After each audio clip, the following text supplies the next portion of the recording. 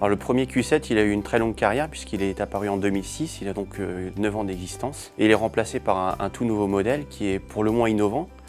C'est une vraie vitrine technologique, il inaugure plein de systèmes d'assistance à la conduite et notamment il se rapproche de plus en plus vers la voiture autonome.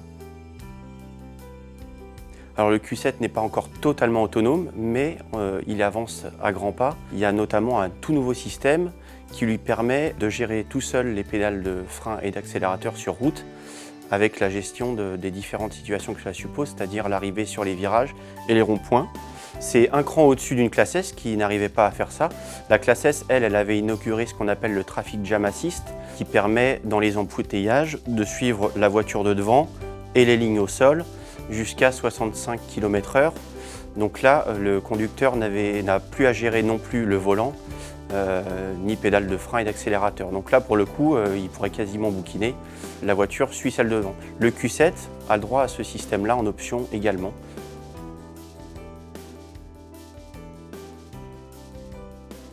Outre tous ces systèmes d'assistance à la conduite, le Q7 fait aussi des gros efforts au niveau du comportement routier. Déjà, il a perdu du poids. Audi nous annonce 325 kg. Il convient quand même de relativiser parce que l'ancien, il faisait quand même 2,4 tonnes.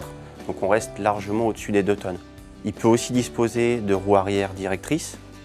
Donc ça, c'est pas rien pour l'agilité. Moi, j'émettrais quand même un bémol parce que le véhicule reste lourd.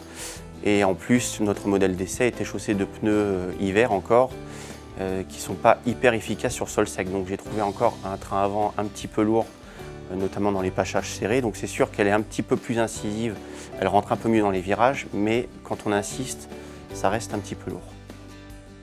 À l'intérieur, le gap est énorme comparé à celui d'avant, qui était déjà bien fini, qui avait franchi un pas par rapport à ses concurrents. Là, on est vraiment quasiment dans une A8 surélevée.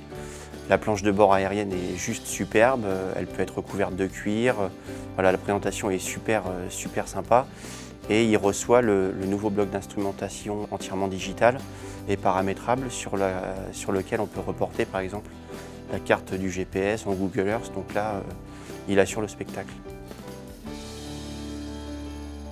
Le Q7 par rapport aux autres, là, il remonte vraiment d'un cran au niveau raffinement, confort et surtout technologie. Maintenant, il lui reste encore un petit gap à franchir en ce qui concerne la tenue de route, malgré tous les efforts consentis par la marque. Il manque encore un petit peu de dynamisme.